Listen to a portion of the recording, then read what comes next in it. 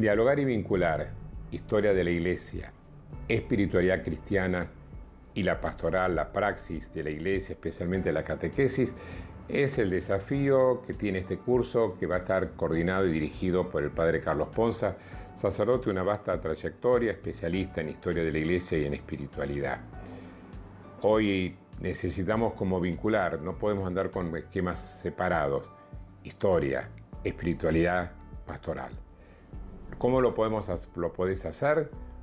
Presencialmente, un jueves cada 2 meses, acá en Villa Devoto, de 15 a 16:30, o a través de la plataforma como curso virtual en el ISCA.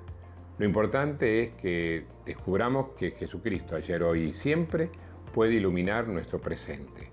Buceamos en el pasado para seguir caminando juntos en la esperanza. Te esperamos y Dios quiera que nos embarquemos en esta aventura juntos.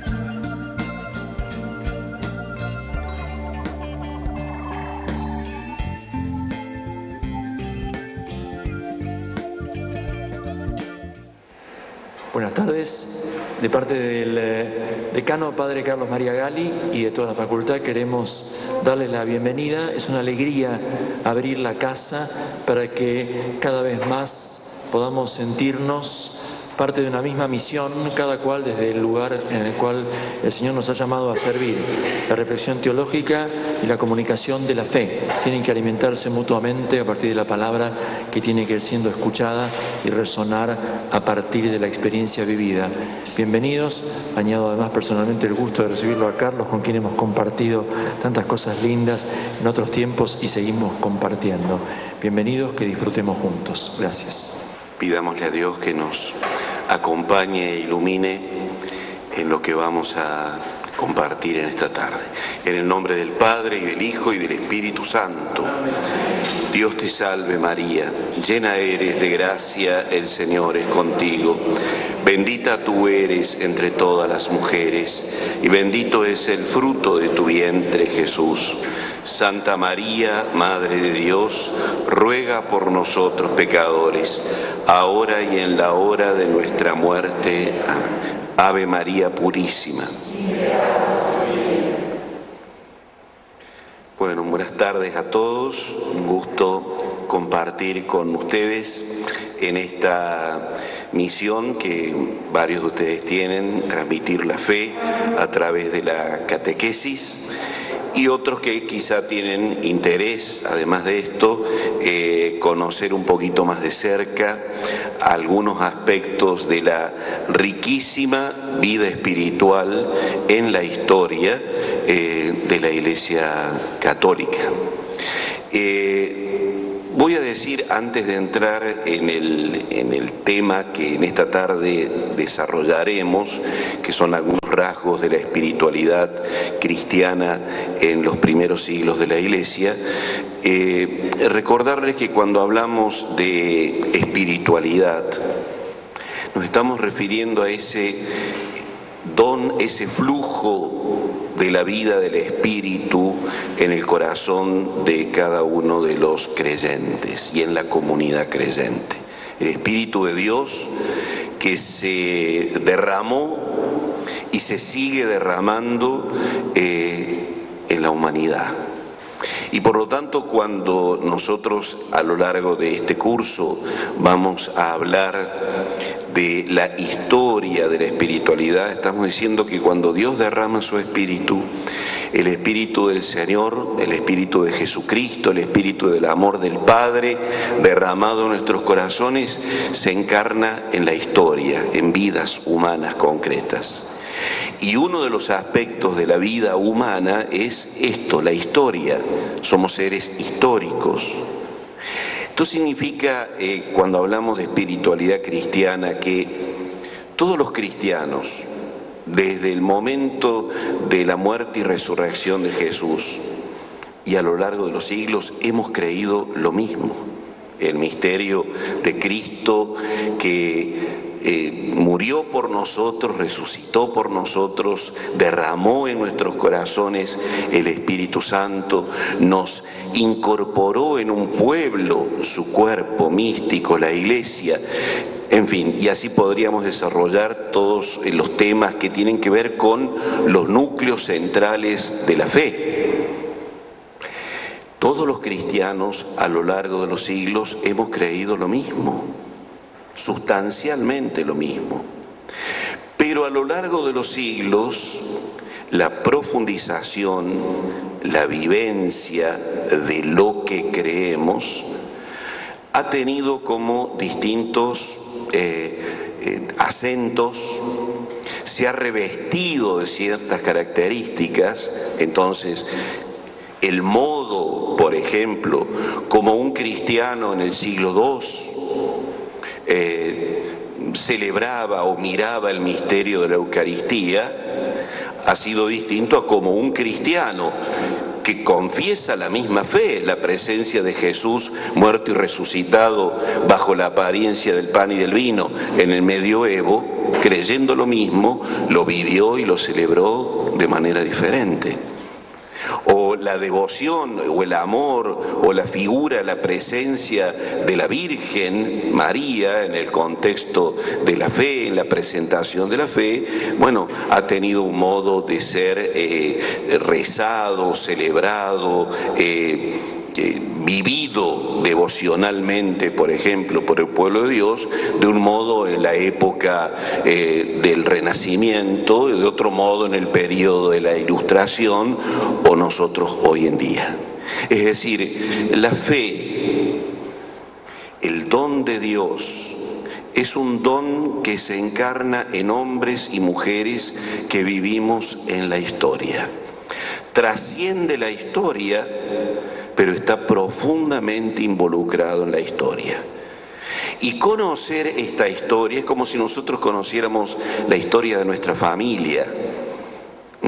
Cómo vivieron mis abuelos o mis antepasados. Somos una misma familia, pero evidentemente la sensibilidad y el modo que nuestros abuelos tenían sobre tal o cual aspecto de la vida, el que tenemos hoy o el que tendrán muchachos y chicas de nuestra familia de acá a un siglo y demás, es diferente.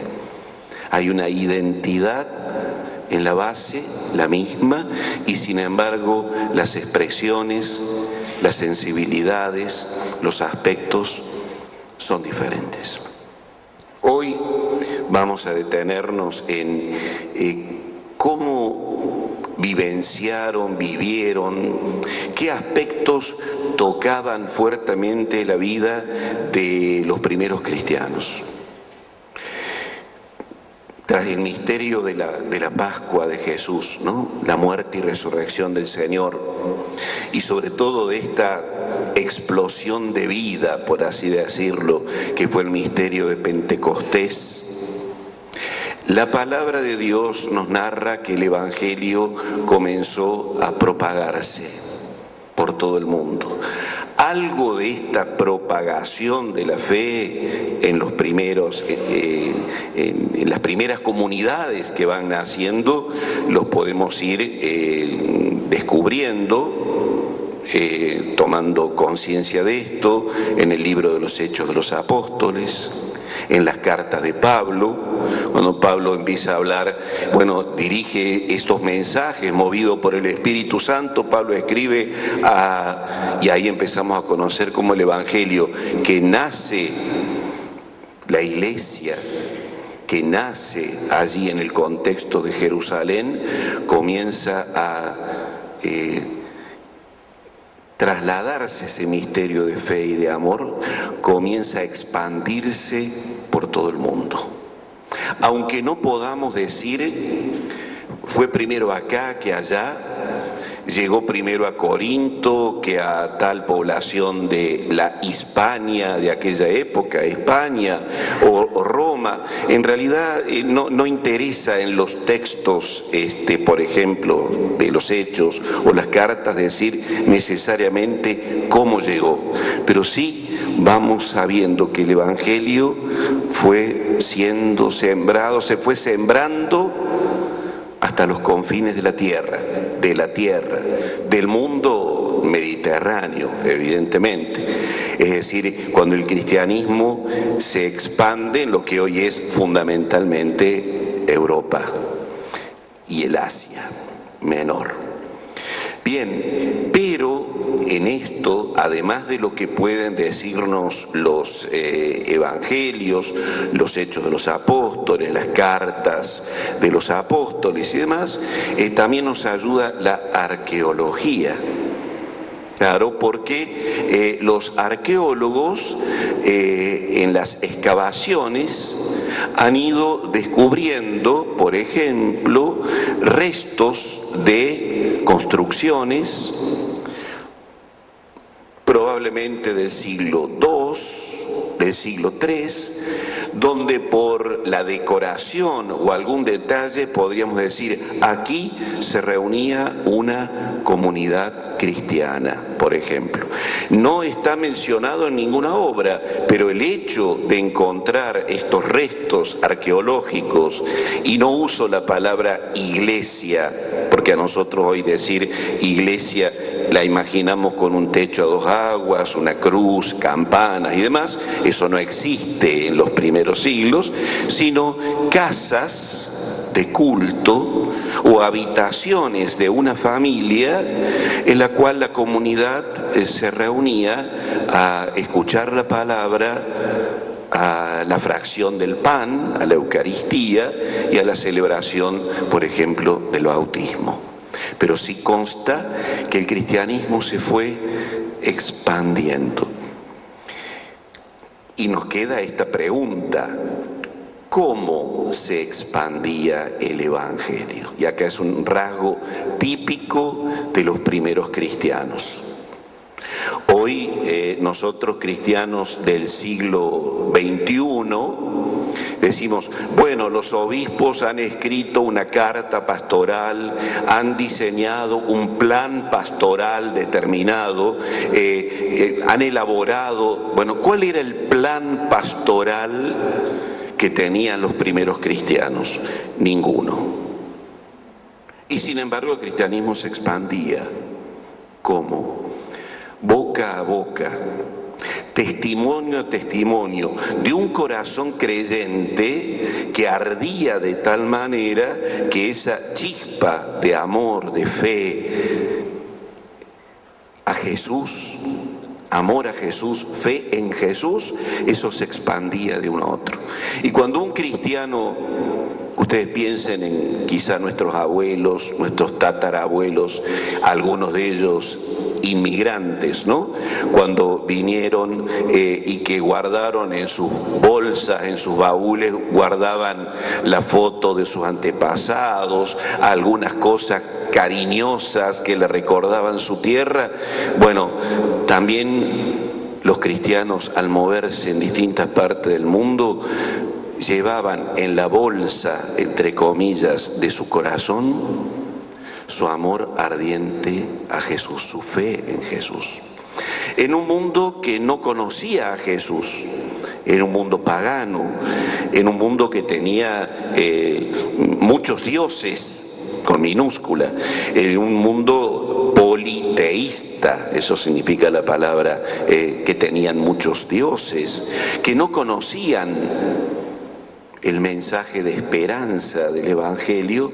Los cristianos no tenían vergüenza ni temor de hablar de Jesús. Hay un texto de los padres en los primeros siglos, autores que decían que el cristianismo, esta idea fue retomada por el Papa Benedicto cuando habló en Aparecida, y también la ha retomado el Papa Francisco, esto que les cito. El cristianismo primitivo, en estos primeros siglos, se expandía a modo de epidemia. Para nosotros la palabra epidemia, ¿no? Como hablamos de epidemia de gripe, lo que fuera, la palabra epidemia, epideimos, es algo que desde arriba, de una manera misteriosa, cae sobre el pueblo.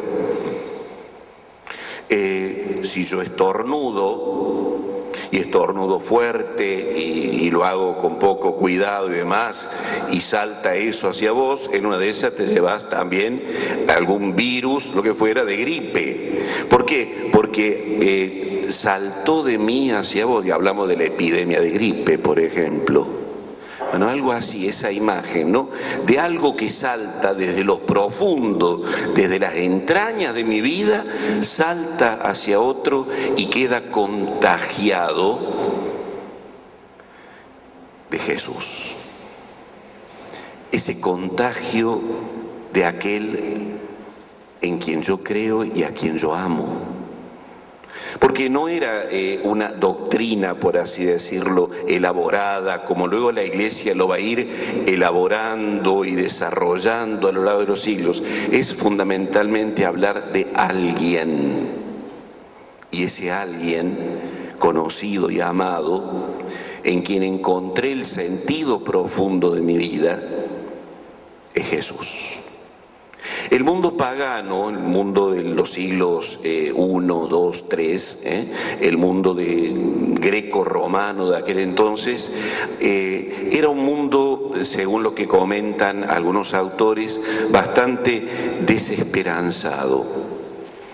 El pagano, a pesar de que vivía de una manera muy liviana del punto de vista moral, por ejemplo, tenía frente al misterio del dolor y de la muerte una imagen sumamente trágica. Caminar hacia la muerte, vivir una experiencia de dolor y de sufrimiento, y sobre todo el misterio de la muerte, era la catástrofe última y final del hombre. ¿Qué había más allá de la muerte? Nada, o a lo sumo una supervivencia gris, nada que valiera la pena, y por eso había que aprovechar el tiempo presente, disfrutar hoy, porque para mañana y después de la muerte no pasa nada. El cristiano tiene una perspectiva diferente frente a eso. Cree en una vida eterna, una vida sin fin. Y por eso, por ejemplo, el lugar donde los cristianos depositaban a sus muertos, los paganos donde colocaban a sus muertos, bien sea porque los enterraran o porque los incineraran, los quemaran y los guardaran en vasijas, lo que fuera, en todo caso el lugar donde se colocaban los cadáveres o ceniza de los muertos, los llamaban necrópolis. Esa palabra significa la ciudad de los muertos. Y es curioso que los cristianos le cambian el nombre a ese lugar. Ya no le llaman necrópolis, le denominan dormitorios, koimasterion, de donde viene la palabra cementerio.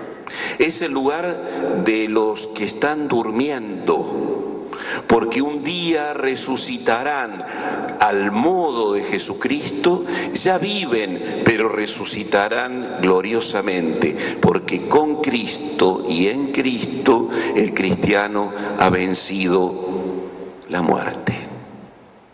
En las tumbas antiguas de los cristianos, y si alguna vez ven fotos o por internet o alguna vez llegan a ir a Roma, y uno de los lugares que uno va son las catacumbas, allí en las catacumbas vemos cómo los cristianos, cuando colocaban los cadáveres de sus seres queridos, de sus muertos, comenzaron incluso a pintar, a dibujar con este primer arte cristiano, que es una expresión de la fe, con flores, con animales, con escenas bíblicas, que no hablan de tragedia ni de dolor, aunque la muerte del ser querido duele, sino que hablan de esperanza. Vive. Están llenos de signos de esperanza y de confianza. Bien, pero a lo que voy es esto. La fe se transmite con convicción, con alegría, con fortaleza y atención. En un mundo, en ese mundo greco-pagano, romano digo que es pagano, una fe en un contexto difícil. ¿Por qué? Porque en los primeros siglos de la Iglesia, los 4 primeros siglos de la Iglesia, estaba prohibido a los habitantes del imperio ser cristianos. Ser cristiano era un delito. Y por lo tanto, el hecho de ser cristiano no era simplemente, bueno, a mí me gusta esta fe, podría tener esta otra fe, podría adherirme a esta otra religión, porque el ser cristiano implicaba asumir un riesgo. No estaba bien visto, más aún estaba prohibido. El imperio romano consideraba que era una excesiva pretensión de los cristianos decir, miren, todos los dioses que hay por allí en el imperio son falsos, no hay sino un solo Dios. Y por lo tanto el cristiano no puede tener varios dioses, el cristiano tiene un solo Dios y no adora a nadie, sino a Dios, que es Padre, Hijo y Espíritu Santo. Y si me piden que adore al emperador, no lo voy a adorar, porque el poder no puede ser adorado. Y si me piden que coloque a la altura de Dios otra criatura u otra, no, solo Dios es Dios para mi vida. Y eso me puede llevar a la muerte. Por eso uno de los aspectos que uno admira en la primitiva iglesia era este valor, este coraje, esta fortaleza de los cristianos. Muchos de ellos, no todos, muchos de ellos murieron mártires. El Papa Francisco nos ha estado recordando y nos recuerda cada tanto que cuando hablamos de la iglesia, donde los cristianos tenemos que estar disponibles para aceptar, defender, proclamar nuestra fe, aún corriendo riesgo nuestras propias vidas, no es algo viejo que pasó hace muchísimos siglos atrás, porque sabemos que hoy muchos cristianos, hoy, en esta hora, en este momento, están padeciendo o son martirizados por confesar a Jesús. Pensemos los cristianos en Siria, en Egipto, en tantas otras partes del mundo. Esa palabra mártir es una palabra de origen griego que significa testigo.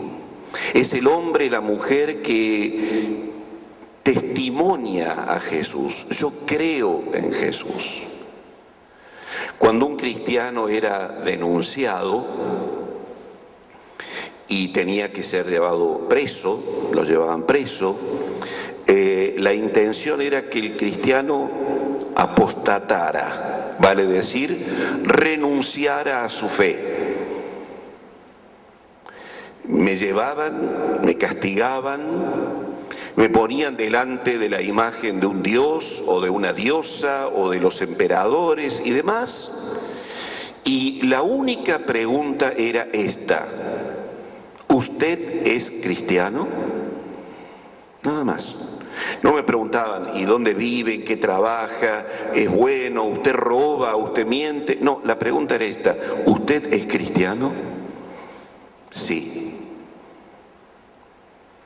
Abandone esa fe. Y si el cristiano no abandonaba la fe, decía, no, yo no abandono la fe, no la voy a abandonar. Tanto para decir sí o no, tenía que ir acompañado de un gesto, que era tomar quizá un poquitito de incienso en la mano y arrojarlo delante de un brasero que ardía frente a la estatua del emperador o de los dioses. Una vez un autor decía, toda mi vida estaba contenida en este gesto sencillo, arrojar o no el incienso ante los dioses. Si yo era cristiano, decía, no voy a adorar a ningún Dios, sino al Dios de Jesucristo. Y claro, nosotros corremos el riesgo también de idealizar y pensar que todos los cristianos morían mártires allí, y no, la realidad histórica es que no morían todos mártires, algunos apostataban por miedo, lo que fuera. Pues yo tenía que perder la vida, o si no perder todos mis bienes, o quedar absolutamente marginado en la vida social, política, expulsado de tal o cual lugar. O sea, también la Iglesia en los primeros siglos tuvo experiencia de algunos fieles por la gracia de Dios hasta el fin, y otros que se quebraron. Esos hombres y mujeres que apostataban, además del nombre de apóstata, se los denominaba lapsi, significa los que cayeron. Viene de una palabra latina que significa caer, lapsus, lapsi, el que cayó, no se mantuvo en pie, no se mantuvo firme. Pero aquellos que morían por la fe, sean niños, adolescentes, adultos, ancianos que murieron por la fe, la Iglesia inmediatamente los veneraba. No hay culto a los santos en los primeros siglos de la Iglesia. Hay culto a los mártires, porque el santo es el mártir. El hombre y la mujer que configuró tan plenamente la vida con Jesús, que como Jesús y con Jesús derramó su sangre hasta el fin. De allí que, bueno, evidentemente también está una expresión bíblica, ¿no? Jesús, testigo del Padre. El mártir, la cristiana, el cristiano. Yo les voy a dejar después para el material un texto bellísimo, porque ¿cómo sabemos esto de la vida de los mártires, el testimonio, el ardor, la firmeza de esta gente? Y bueno, porque pasaba en aquellos siglos, como pasa hoy en día, si hago una denuncia o me hacen una denuncia, voy a los tribunales, se me labra un acta donde allí consta, usted dijo tal cosa, se le interrogó sobre tal cosa, y así nos han llegado varias actas de los mártires. ¿Qué son esas actas de los mártires? El proceso jurídico. A fulana de tal se le preguntó, ¿eres cristiana? Contestó tal cosa, dijo tal otra. Esas actas, es una fuente espiritual bellísima, si ustedes pueden conseguir alguna vez, hay varias ediciones de las llamadas actas de los mártires. Yo les voy a dejar luego como material un ejemplo de un acta. ¿Y por qué elegí esta precisamente? Son de unos mártires del norte de África, donde en realidad es un grupo de hombres y mujeres de distintas edades, donde también hay de distintos grupos o niveles sociales. Normalmente se mencionan dos, pero en realidad era un grupo más numeroso. Se menciona a una romana, una mujer noble de de una clase social alta llamada Vivia Perpetua, o comúnmente Perpetua. Y luego se menciona una cristiana que era esclava, por lo tanto de la categoría social más baja, más indefensa, llamada Felicidad. Y en las actas de estos mártires, Perpetua y Felicidad y otros compañeros mártires, al poner una noble y una esclava, de alguna manera está diciendo el cristianismo progresivamente fue ingresando en todas las capas sociales. No era una religión solamente para desesperados o ignorantes o pobres, sino que también progresivamente encontramos gente de clase social alta, culta, acomodada socialmente y jurídicamente también. Y además, otro detalle interesante: en el caso de Perpetua, Felicidad y sus compañeros, ni siquiera habían sido bautizados todavía.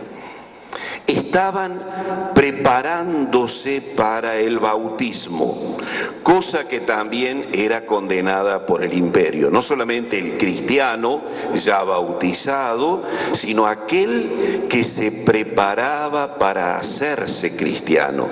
A ellos se los denominaba catecúmenos. ¿Me suena la palabra? Catecúmenos.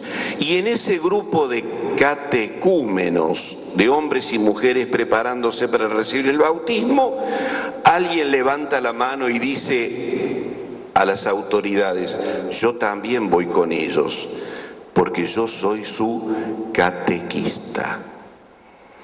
Su catequista, el que los estaba preparando para el bautismo, dice: yo voy a morir con ellos. Así que el catequista los acompaña hasta el final. Y uno dice, pero, y bueno, porque la Iglesia reconocía que además del bautismo sacramental, ¿no?, el que ya les voy a contar un poquito cómo era, bien, morir por Cristo, uno dice, pero no los llevaron a la iglesia, no los bautizaron. No, es que a eso se le denominó el bautismo de sangre. Esa sangre, esa pasión, ese ardor, esa fe hasta el extremo, ese fue su bautismo. Y su catequista es enviado con ellos. Hay un diálogo hermoso, después lo leerán, yo me quedo en dos detalles. Cuando Perpetua, la noble, está en la cárcel, ella tenía un hijito pequeño, su padre, pagano, va a la cárcel y le dice: hija, sos una irresponsable. ¿Vas a dejar a este hijo solo? ¿Te has metido en esta secta, en esta locura? Querida, tenés un hijo que cuidar, lo que significa la presión familiar, ¿no? Abandona esa fe, hacete cargo de tu hijo, renunciar a la fe cristiana. Miren si la tenía clara Perpetua. Dice: padre, ¿me podrías decir cómo se llama ese objeto que está allí? Señalando ella, dice, el padre dice, se llama cántaro. ¿Podrías denominarlo de otra manera? No, se llama cántaro. Bueno, yo no puedo ser denominada de otro nombre sino cristiana. Ese es mi nombre, esa es mi identidad. Ella se va a encargar de que ese hijo sea criado por una buena familia, pero ella, atención, dice, manda a pedir a su casa las mejores ropas y las mejores joyas que ella usaba solo para las grandes fiestas, porque salió al circo, a la arena, a ser martirizada, a morir como una señora. Iba a la boda, a la fiesta que no acaba, al paraíso. Y Felicidad está embarazada, esclava, embarazada de 8 meses. Faltaba un mes todavía para un parto normal. Y ella, que había sido llevada embarazada allí a la cárcel y torturada, las leyes romanas no permitían que una mujer embarazada fuera ajusticiada. En todo caso, si era culpable había que esperar que diera a luz y luego la mataban. Pero en todo caso, ella le dice a sus compañeros en la cárcel: recen porque yo quiero morir con ustedes. El sentido de comunidad. Quiero morir con ustedes. Yo voy a morir igual que ustedes. Pero ¿por qué no morimos juntos? Pidámosle a Dios esa gracia. Y comienzan a orar y le vienen los dolores de parto en la cárcel. Y entonces un soldado, parece una novela, pero está escrito, está así, tal cual.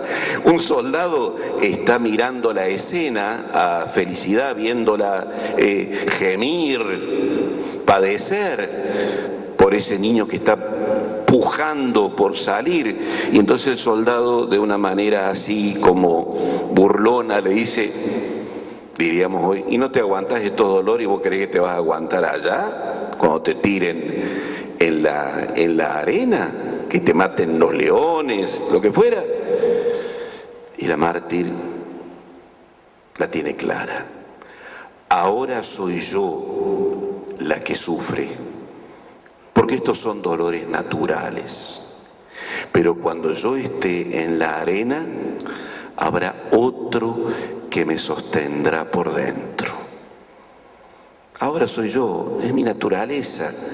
Allá va a haber algo más que la naturaleza, porque el mártir no es un suicida, no es un hombre o una mujer que no aprecia la vida, no es que no tuvieran temores, pero ellos saben que allí, en ese momento, están siendo sostenidos por una gracia que no viene de la carne o de la sangre, es un don del Espíritu.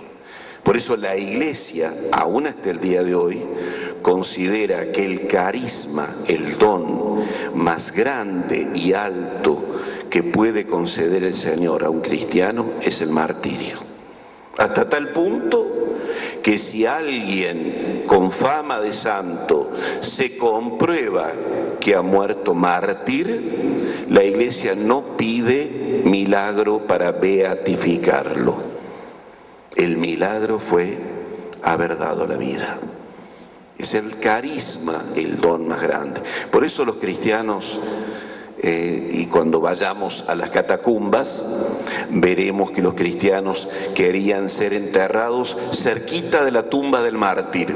Curioso, los arqueólogos han visto cómo se disponen las tumbas en las catacumbas y ven que, bueno, se van acomodando como puedan, pero en general las tumbas apuntan hacia donde está enterrado un mártir o una mártir. ¿Por qué?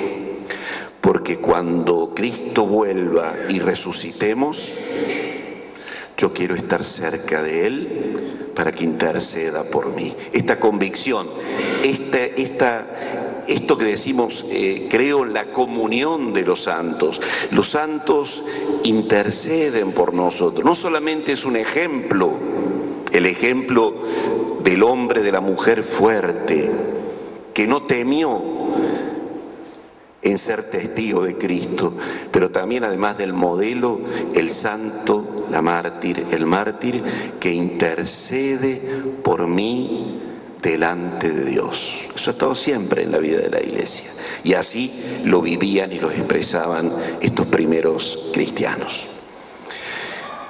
Por lo tanto, podríamos decir que una característica de la espiritualidad de los primeros siglos es una espiritualidad martirial, testimonial, a lo cual la Iglesia hoy también nos dice, ¿no? El cristiano tiene que ser un testigo, un mártir testigo. Hago un paréntesis porque me salto muchos siglos después, ¿no? Santa Teresita del Niño Jesús, Teresa de Lisieux, en el siglo XIX, decía Teresita: yo quiero ser una gran santa, ojalá Dios me concediera la gracia del martirio, pero soy tan débil, tan pequeña, tan pobre. Dios, dice Teresita, no me ha concedido quizá la gracia de morir como aquellos mártires atravesados por una gran espada. Sin embargo, Dios me mata todos los días a alfilerazos. No es quizá la gran espada que atraviesa mi vida en un momento determinado y para siempre. Dios me atraviesa a través de esta pequeña agujita, de este dolor, esta prueba, esta situación difícil. Quizá no derramo toda mi sangre, pero una gotita de sangre todos los días. Y cómo duele.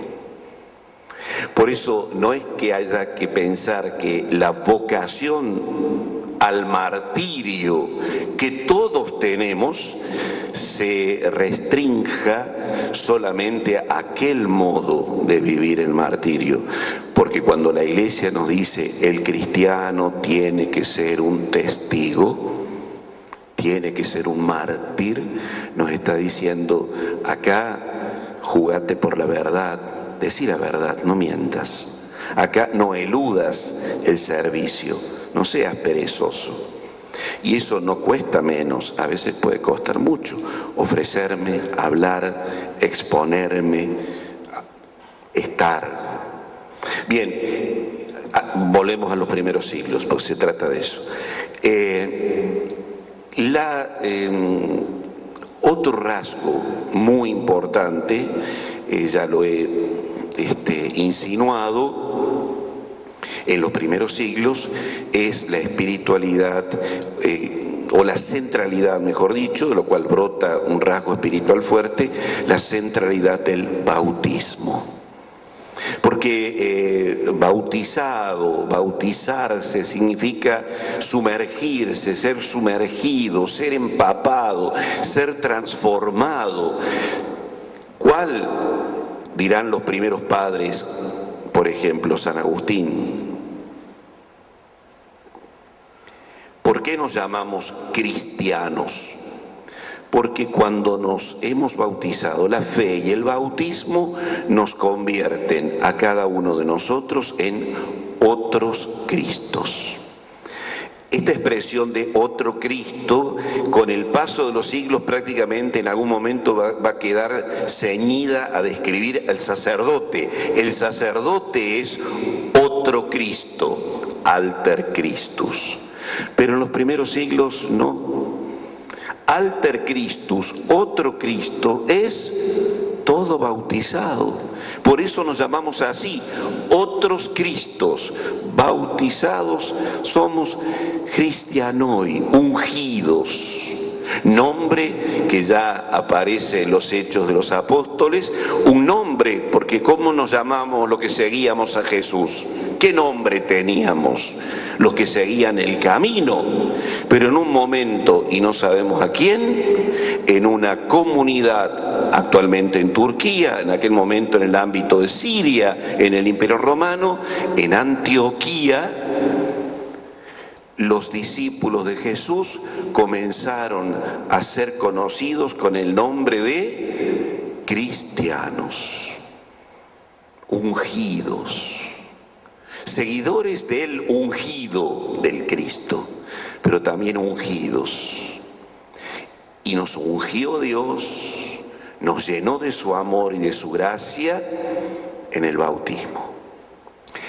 Pero en los primeros siglos de la Iglesia, bautizarse era un compromiso muy fuerte, muy importante.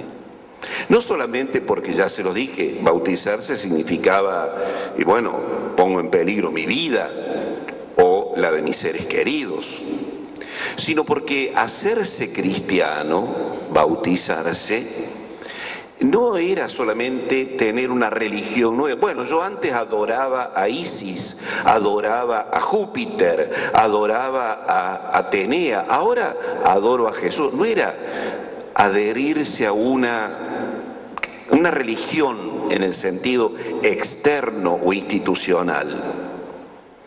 Hacerse cristiano implicaba la fe nueva, pero la vida nueva. Era un modo de vivir. Era un modo de vivir. Si yo antes mentía, ya no tenía que mentir. Si yo antes explotaba, no lo tengo que explotar. E incluso, si yo me dedicaba a una profesión que no era coherente con la fe, tenía que abandonar esa profesión, porque implicaba una vida nueva. Y entonces el catequista, el que acompañaba el proceso no era enseñarle una clase de catequesis. A ver, vos antes tenías que rezar así, ahora tenés que rezar de esta manera. Antes decías así, ahora tenés que decir otro. No era solamente enseñar un dogma, una enseñanza, una doctrina, sino también ayudarlo y de alguna manera verificar si vivía de un modo nuevo. El catequista era al mismo tiempo de lo que hoy podríamos decir el padrino. Hoy a veces el padrino en el bautismo es casi una figura decorativa. Bueno, le voy a decir a mi sobrina, a mi primo, a este amigo de toda la vida que haga de padrino para el bautismo de mi hijo o de mi hija. No era un hecho social. El padrino era el hombre, la mujer, que ante el obispo, que era el que bautizaba, era el padrino el que decía: doy fe de que fulano de tal cree en Jesús y vive de una manera acorde, vive de una manera coherente con nuestra fe. De tal modo entonces que eso no se lo podía decir. Bueno, ¿y cuánto dura verificar eso? 6 meses, un mes. El catecumenado, la catequesis podía durar años. Años, porque yo tenía que pensar lo que arriesgaba, madurar y discernir, pero también porque la comunidad verificaba: esta persona es honesta al recibir el bautismo, realmente vive de una manera diferente, ha asumido la fe como algo muy comprometido.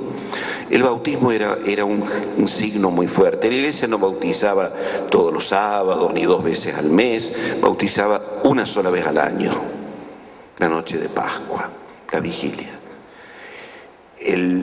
La noche de la victoria de Jesús, la noche en que el Señor había vencido el pecado y la muerte, que las tinieblas habían sido derrotadas por la luz.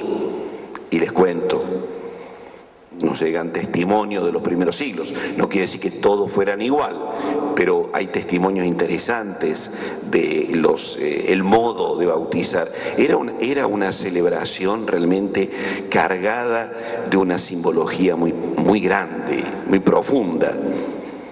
Los cristianos usaban para bautizarse piscinas, piletas. Algunas de esas piletas o piscinas bautismales que han sido descubiertas por los arqueólogos tienen forma de cruz. Eran piletas donde descendía el cristiano o la cristiana que iba a ser bautizado.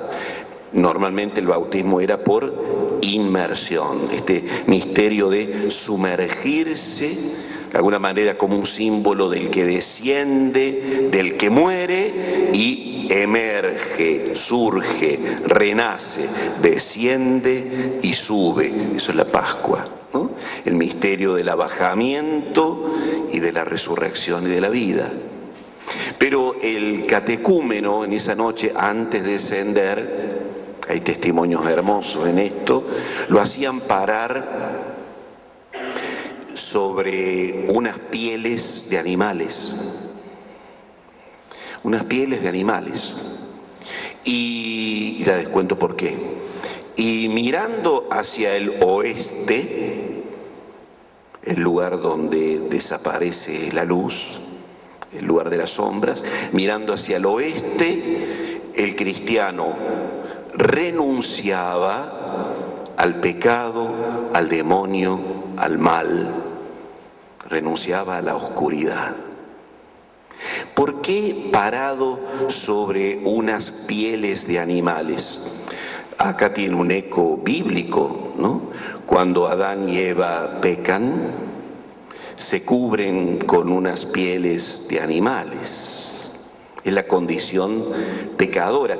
Que el catecúmeno, el que iba a ser bautizado, quería quitarse esa piel vieja, seca, muerta, esa piel que evocaba el pecado de Adán y Eva, despojarse de la condición adámica para comenzar una vida nueva.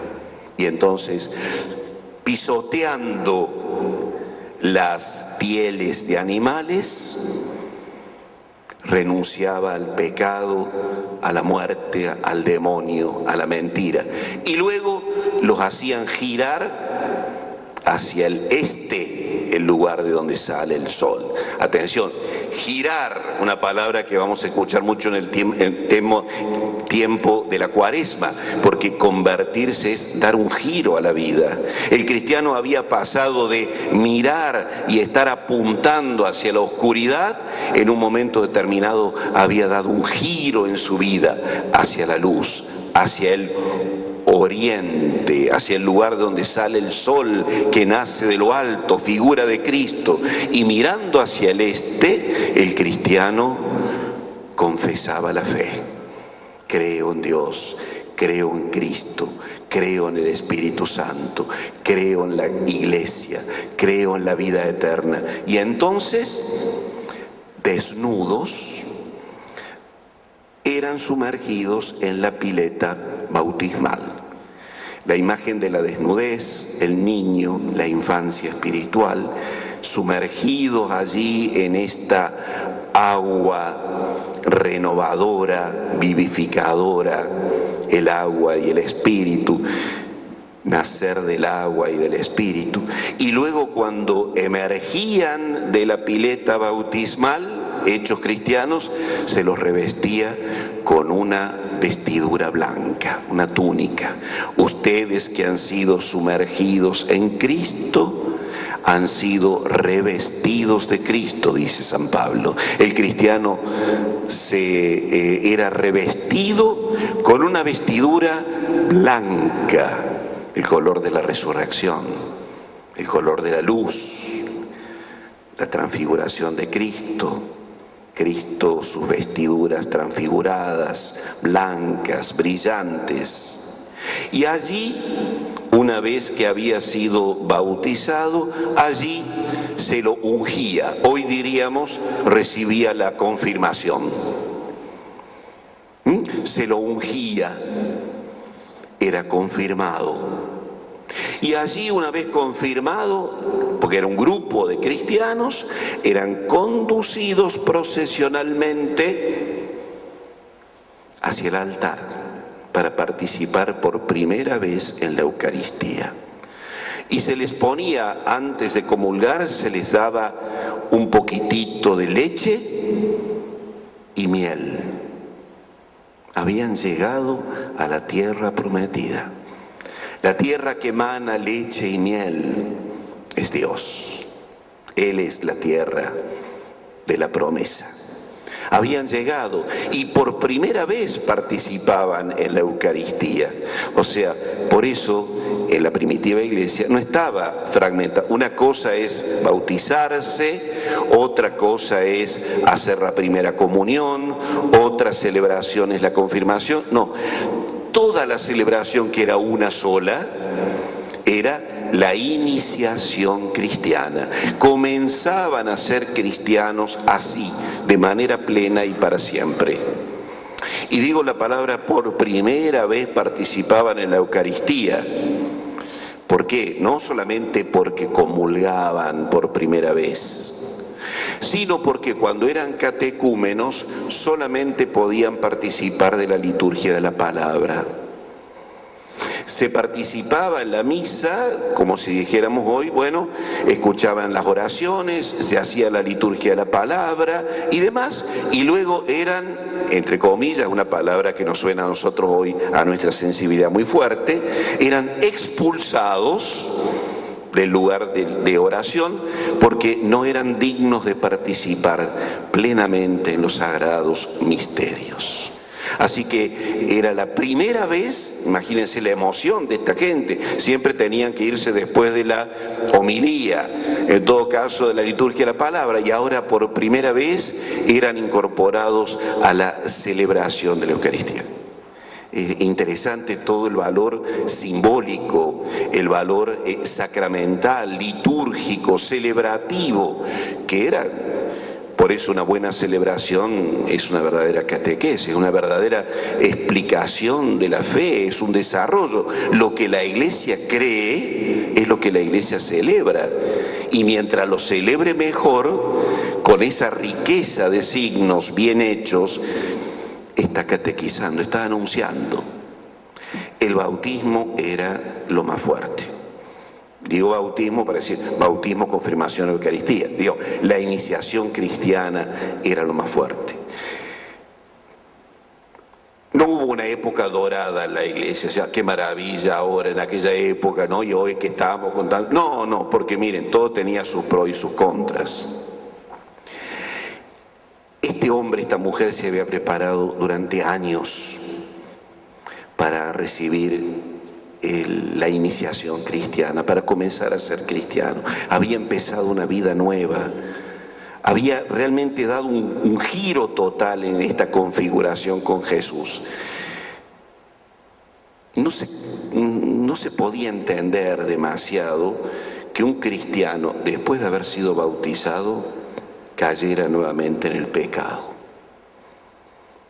Después de tanta preparación, después de todo eso, que esta persona cometiera una falta grave. La Iglesia en aquellos siglos decía, pero bueno, la naturaleza humana es débil, así que todos en algún momento caemos. Está bien. El modo de expresar la misericordia en los primeros siglos era, si pecaste, quédate tranquilo. La Iglesia te concede, usaba esta imagen, una nueva tabla de salvación para que en el mar no te ahogues. Te arroja esta tabla de salvación que es la reconciliación, pero una vez en la vida después del bautismo. No es que me confieso el domingo que viene, ni el mes que viene, o para la próxima Pascua. Solamente concedía la reconciliación una vez después del bautismo. Porque uno se pensaba, ¿no? ¿Cómo volver a una vida vieja cuando asumí con compromiso, porque estamos hablando de adultos, la mayoría de los bautismos eran todos de adultos, prácticamente no se bautizaban los niños, aunque hay ejemplos de bautismo de niños, pero era un hecho fundamentalmente de adultos. ¿Cómo un adulto que ha querido comprometerse con esto abandonará la fe? De allí que solamente una vez en la vida se concedía la reconciliación. Esto traía como consecuencia que también una consecuencia un tanto negativa, porque si yo sabía que después de mi bautismo una vez en la vida podía confesarme y reconciliarme, yo tenía que pensar bien cuándo me bautizaba. Porque claro, uno dice, y si este chico de 12 años se bautiza, y si me sale un tiro al aire a los 17, 18, ¿qué hacemos con él? No, mejor que se bautice después que se hayan apagado, como decían en aquella época, las pasiones juveniles. O sea, como la gente en aquella época se moría alrededor de los 40, 50 años, ya eran ancianos, así que en todo caso a los 40, incluso algunos en el lecho de muerte se hacían bautizar. Ustedes piensen, hay un ejemplo interesante, un gran santo y padre de la Iglesia como fue Agustín, San Agustín de Hipona. San Agustín, en esa obra magnífica, Las Confesiones, San Agustín dice que cuando él era niño, tendría alrededor de 11 años, una cosa así. Cuando era niño se enferma gravemente, una fiebre inmensa que pone en peligro su vida. Su madre, que es cristiana, Santa Mónica, se encuentra como en un debate en la conciencia diciendo, ¿qué hago? ¿Lo hago bautizar o no? ¿Y si se me muere sin bautismo? Pero el tema era, ¿y si no se me muere? ¿Qué hago con este chico bautizado? Y ya sabemos cómo fue Agustín cuando fue un poquito más joven. Es decir, y una santa, Él dice, y mi madre dudaba y vacilaba. Y dice, bueno, quizá mi historia hubiera sido diferente si ella me hubiera bautizado, porque hubiera contado quizá con una gracia que en aquel momento no tenía y que luego no tuve hasta ser adulto. Pero de todas formas es un ejemplo, ¿no? En la obra de un gran santo, como es Agustín, esto de demorar el bautismo. Porque, y acá digo unas palabritas con respecto al sacramento de la reconciliación, que es probablemente uno de los sacramentos que más ha variado en el modo de celebrarse a lo largo de los siglos. En el sacramento de la reconciliación o confesión, que decimos hoy en día, que era una sola vez en la vida, el cristiano se confesaba con el obispo. El obispo era el único que confesaba. De hecho, nosotros presbíteros, sacerdotes, una vez que todo cura puede confesar, le pedimos al obispo que nos delegue, porque es él el moderador de la praxis penitencial en la diócesis, el obispo, porque él es el sacerdote quien delega en los presbíteros, por ejemplo, la facultad. Bueno, entonces, esto lo tenían muy claro los primeros cristianos, ¿no? Se confesaban con el obispo. La confesión era personal. No hay testimonios en la antigüedad de lo que podríamos decir una confesión pública, en el sentido que yo empezaba a decir en voz alta mis pecados. No hay testimonios de eso. Y si eso alguno lo hacía, se lo veía como en todo caso como una especie de irregularidad, algo que no correspondía. La confesión, es decir, narrar, decir el pecado, se lo decía el fiel al obispo. Pero el obispo, una vez escuchado los pecados del fiel, no daba la absolución ahí. Decía, bueno, vos hiciste esto. ¿Estás arrepentido? Sí. ¿Querés retornar a la vida que abandonaste? Sí. Bueno, entonces, y daba X cantidad de tiempo, de acuerdo a los pecados podían ser años, le pedía al fiel que reparara el daño que había hecho, porque la reparación, es decir, hoy llamaríamos la penitencia que hacía, la reparación expresaba el sincero arrepentimiento. Yo acá a esta persona le arruiné la vida, entonces ahora tenés que favorecerle la vida que le arruinaste. Acá yo robé, tendrás que reparar lo que robaste. O qué mal que hice. No, robaste, repará. Mentí, decí la verdad. Difamaste, habla bien. Es decir, no basta decir me duele mucho. ¿Y el daño hecho? Ese daño tiene que ser reparado. Y todos en la comunidad tenemos que darnos cuenta de que tenés sincero deseo de reparar eso. Tras lo cual, y que el obispo podía decir 1 mes, 3 meses, 5 años, lo que fuera, entonces, durante todo ese tiempo, yo ingresaba, formaba parte del orden de los penitentes. Al hacer penitencia personal y comunitaria, el obispo, normalmente era el Jueves Santo, cuando le constaba esta reparación, concedía la reconciliación. ¿Y cómo la hacía? De una manera también simbólica muy interesante. Salía a recibir a los penitentes que estaban esperando al obispo para que los absolviera y que habían hecho penitencia durante X cantidad de tiempo, estaban fuera del templo, fuera de la casa de oración. Se habían separado de la comunidad, habían roto con la comunidad, con la eclesía, la comunidad, la iglesia. Y el obispo salía como padre a recibirlos. Y le tomaba la mano a uno. Y ese le tomaba la mano a otro, y ese a otro, y ese a otro, como un trencito, diríamos, ¿no?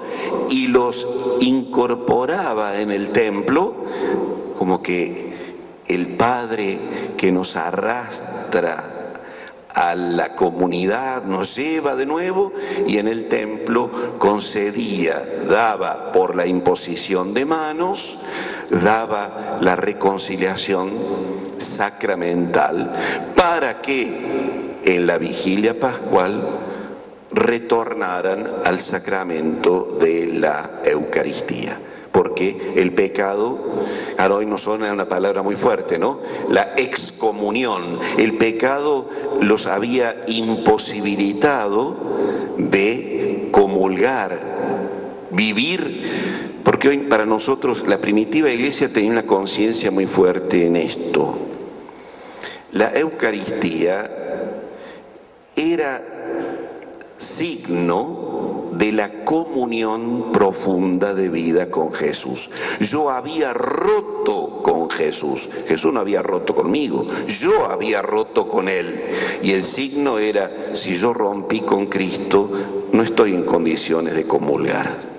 Porque comulgar significa que Cristo y yo somos uno. Y yo, por mi pecado, no quise ser uno con el Señor o con los demás. Bien, y con esto voy cerrando algún tema que me queda, y es el siguiente, ¿no? Que en la primitiva iglesia, podríamos hablar de muchas otras cosas, pero me voy ciñendo a esto, bautismo, con la iniciación, la preparación del catequista, la coherencia de vida, el iniciar una vida nueva, una gracia que Dios me ofrece, a la cual quiero ser fiel. Y si he roto, la iglesia me tiende la mano para reconciliarme.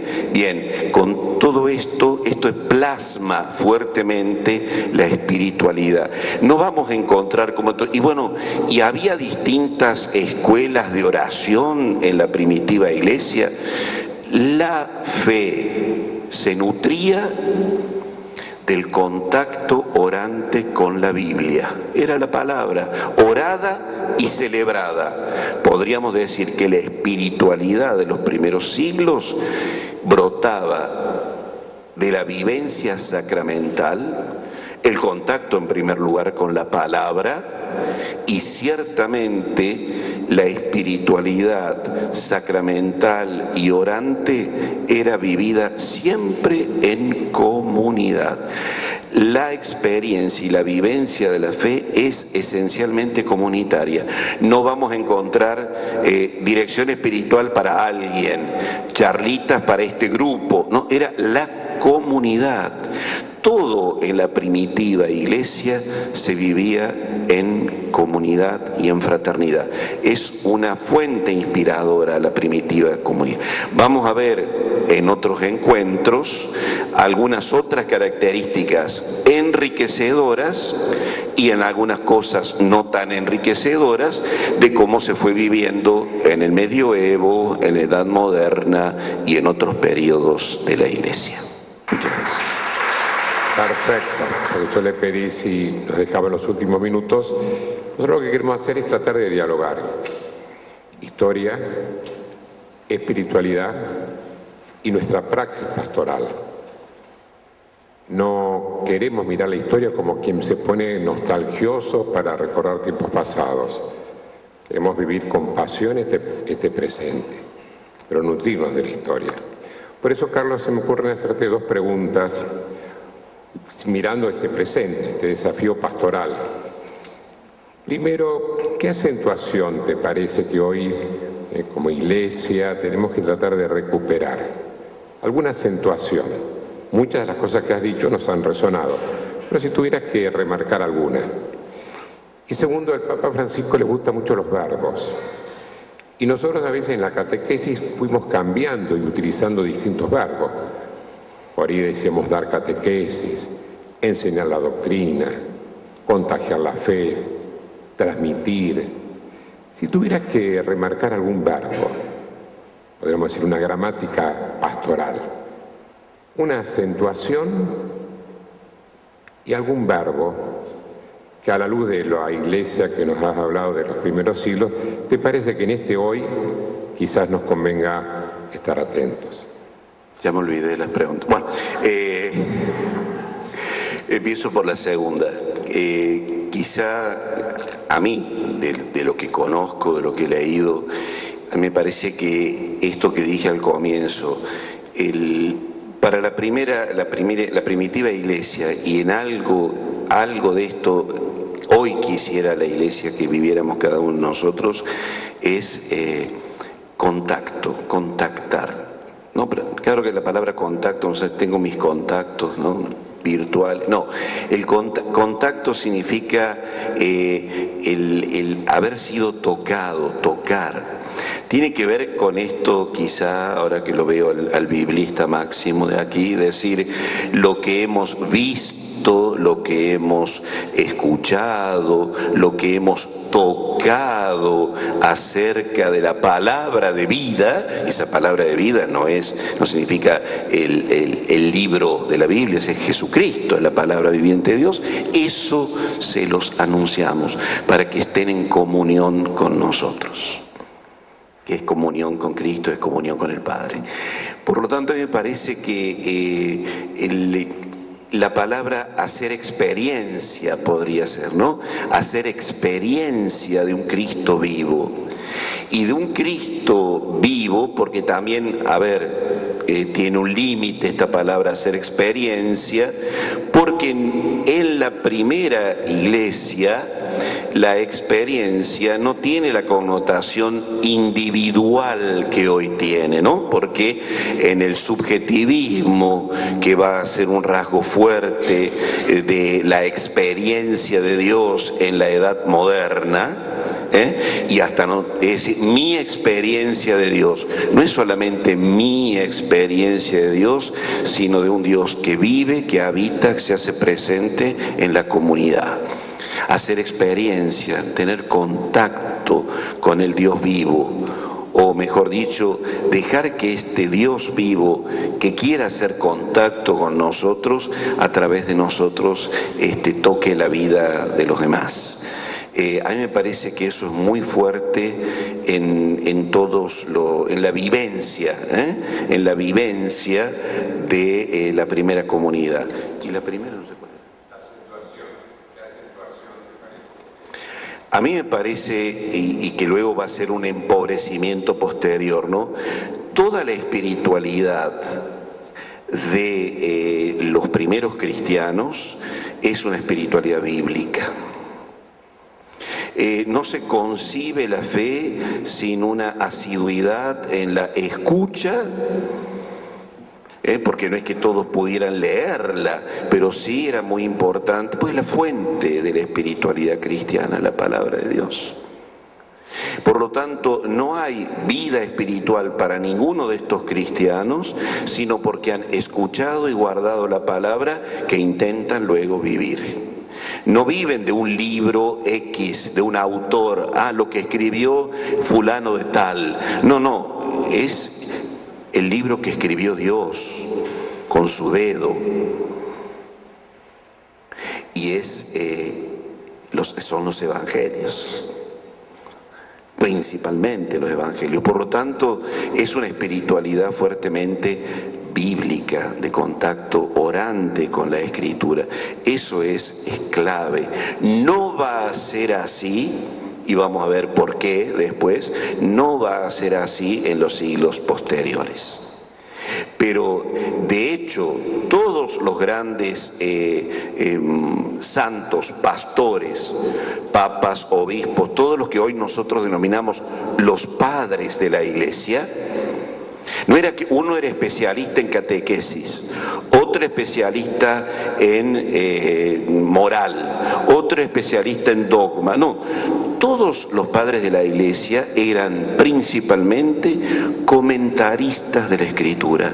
Tomaban la Biblia y comentaban, y de ahí, de esa fuente común, enseñaban la doctrina, mostraban la implicancia que traía para la vida, mostraban el modo como quería que la comunidad anduviera, caminara. Es decir, no vamos a encontrar un tratado de catequesis separado de la moral, separado de la... No, los padres de la Iglesia eran fundamentalmente hombres que tomaban la Escritura, esa era la fuente, esa Escritura celebrada era la liturgia, pero esa fuente primordial. Por eso me parece una espiritualidad bíblica. Cuando el Concilio Vaticano II, ¿no? Por eso esto ya lo hemos escuchado en más de una oportunidad, cuando lo que quiere el Concilio Vaticano II es conectarnos con las raíces genuinas y más antiguas de la Iglesia. Por eso el concilio nos une a la tradición viva, sana y siempre enriquecida de la primera Iglesia. Si queremos un concilio tradicional en el sentido más positivo del término, ninguno más que el Concilio Vaticano II, porque nos une con la tradición genuina de los primeros padres de la Iglesia. Luego los teólogos, los que prepararon el camino al Concilio Vaticano II, dirán, lamentablemente la teología dejó de nutrirse de aquella raíz sanísima de los primeros siglos, el contacto con la Biblia. Y no era que los curas leían la Biblia, el fiel escuchaba la Biblia, bebía la Biblia, se impregnaba de la Escritura, no de un librito devocional, era el contacto con el Evangelio, que lo memorizaba, lo repetía y lo guardaba en el corazón. Eso después, cuando se pierda en el pueblo, lo van a mantener los monjes en el medioevo y el pueblo ya no. Pero en la primitiva Iglesia la palabra se leía o se escuchaba, se guardaba, se memorizaba, porque esa era la fuente de la vida nueva, el contacto con el Espíritu de Dios. Hablamos de historia, hablamos de espiritualidad y hablamos de praxis pastoral. Estamos en Cuaresma, vamos a hacer la Pascua. Cuando nos volvamos a reunir va a ser en el tiempo pascual. Y entonces la última pregunta, Carlos. Cada uno de nosotros nos vamos a llevar para nuestro corazón, para nuestra vida, también para nuestra comunidad algunas cosas muy concretas. Pero lo vinculamos con el tiempo que estamos viviendo, Cuaresma, y con el tiempo pascual, que te vamos a ver después de Pascua. Si tuvieras que vincular todo esto que has dicho con el tiempo litúrgico, personal y comunitario. Y miren, la Cuaresma, entre comillas, es un invento que nace precisamente en la Iglesia antigua. Era tal la importancia de la celebración de la Pascua que la Iglesia dijo, para algo tan importante y grande hay que prepararse. E inventaron en los primeros siglos estos 40 días donde en el corazón había que remover todo aquello que impedía esa vivencia profunda con Jesús. Por eso nos estamos todos en este tiempo cuaresmal preparando para la gran noche que es la vigilia, donde un momento fuertísimo en esa noche será la renovación de nuestro bautismo. ¿Renuncias al pecado?, me pregunta la Iglesia. ¿Renuncias al demonio? ¿Crees en Dios? ¿Crees en Jesucristo? Y crees en el Espíritu Santo. Y la Iglesia volverá a mojarnos nuestros cuerpos con aquella agua bautismal. Y la Iglesia nos va a decir, aunque estemos rodeados de oscuridad y de tinieblas, hay una luz. Esta es la luz de Cristo que rompe todas las tinieblas. Y nosotros tomaremos de esa luz, recordando que nuestra vocación es ser hijos de la luz. Por eso me parece que este tiempo cuaresmal, si nos nutrimos de esta espiritualidad, es ¿qué es la cuaresma? Tiempo de dolor, de tristeza, de andar cabizbajos, de no comer carne. No, es donde todo puede ayudarnos para esto, renovar con alegría mi condición de otro Cristo. Esa es mi vocación, hijo de la luz, luz como Jesús, muerto y resucitado al pecado, una vida nueva.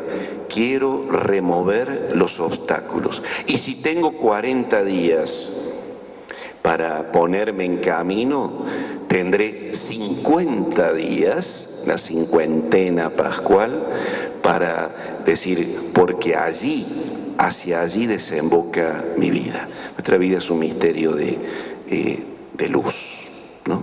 Así que la cuaresma nos sirve para eso, ¿no? Para renovar nuestro compromiso bautismal y el don de Dios que se nos dio en ese sagrado día. Le digo dos palabritas con respecto al material. En el material que van a recibir está, por un lado, el acta de martirio de perpetua y felicidad de sus compañeros. Les dejo un texto muy famoso de un autor llamado Diogneto, donde en esa carta de Diogneto se dice: el cristiano no tiene que ser alguien que viva fuera del mundo. Es un eco de lo que dice Jesús, ¿no? Ustedes no son del mundo. Yo no pido, Padre, que los saques del mundo, pero que los libres del maligno. Y entonces Diogneto dice: el cristiano vive en medio del mundo y sin embargo no vive según los criterios del mundo. No es una secta que se separa de la cotidianeidad, de lo temporal, de lo histórico, de lo político, de lo social, pero vive con una mentalidad nueva, palabra a la cual está vinculada también un término que repetimos mucho en la cuaresma: cambio de mentalidad.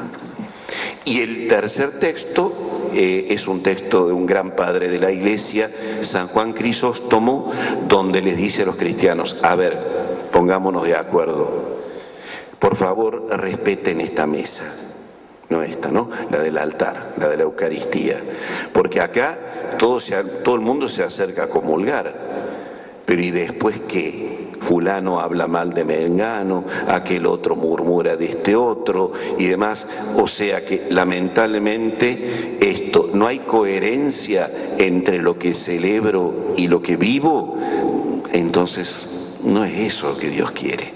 Por eso el título será: respeten esta mesa, la mesa del altar. Ojalá que los aprovechen. Yo creo que a mí me ha hecho mucho bien, creo que a ustedes también puede hacerles.